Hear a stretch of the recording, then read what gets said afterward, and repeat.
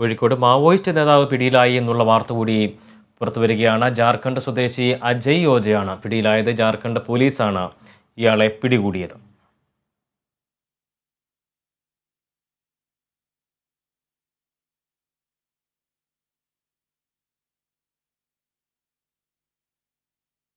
റിയാസ് കെ.എം.ആറുണ്ട് ഈ വാർത്തയുടെ വിശദാംശങ്ങളുമായി. റിയാസ്, എപ്പോഴാണ് ഇയാളെ പിടികൂടിയിരിക്കുന്നത്? വിശദാംശങ്ങൾ എന്തൊക്കെയാണ്?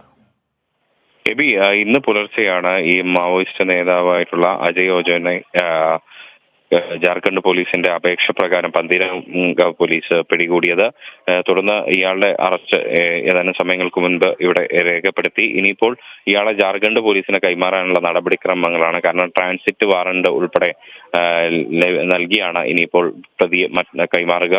മാത്രമല്ല, കൂടുതൽ വിശദാംശങ്ങൾ ഇയാളെ സംബന്ധിച്ച് പുറത്തു വരികയാണ്. ഇയാൾ പന്തീരാങ്കാവിൽ കൈമ്പാലത്തുള്ള മരമില്ലിന് സമീപമുള്ള വാടക മുറിയിലാണ് കഴിഞ്ഞിരുന്നത് എന്നൊരു വിവരം ഈ ഘട്ടത്തിൽ പുറത്തു വരുന്നുണ്ട്. മാത്രമല്ല, ഈ അതിഥി തൊഴിലാളിയായി 1.5 മാസമാണ് ഇവിടെ ഈ കൈമ്പാലത്തുള്ള മരമില്ലിന് സമീപത്തെ വാടകമുറിയിൽ ഇയാൾ കഴിഞ്ഞിരുന്നത്.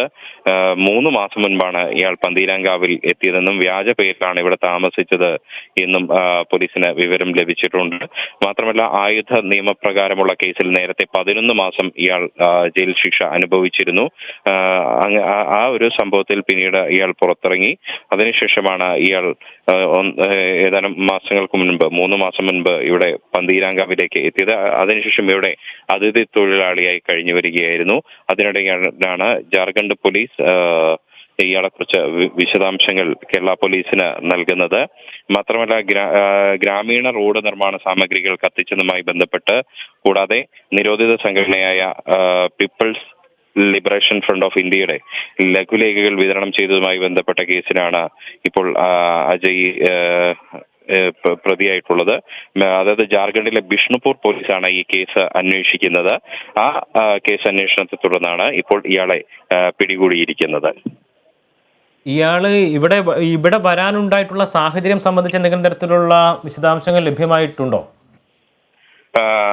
അതായത് ഇയാൾ കേരളത്തിൽ നേരത്തെയും ഇയാൾ വന്നു എന്നൊരു സൂചന പോലീസിനുണ്ട്. അത് എത്ര തവണ വന്നു, എങ്ങനെ വന്നു എന്നുള്ള കാര്യങ്ങളെല്ലാം ഇനിയുള്ള മണിക്കൂറുകളിൽ വ്യക്തമാകേണ്ടതാണ്.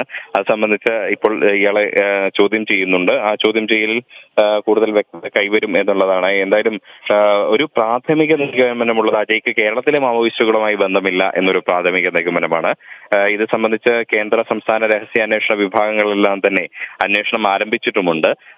ജാർഖണ്ഡിലാണ് ഇത്തരത്തിൽ PLFIയുടെ ലഘുലേഖകൾ വിതരണം ചെയ്തതും ഒക്കെയായി ബന്ധപ്പെട്ട കേസ് അജയ്ക്കെതിരെ ഉള്ളത്.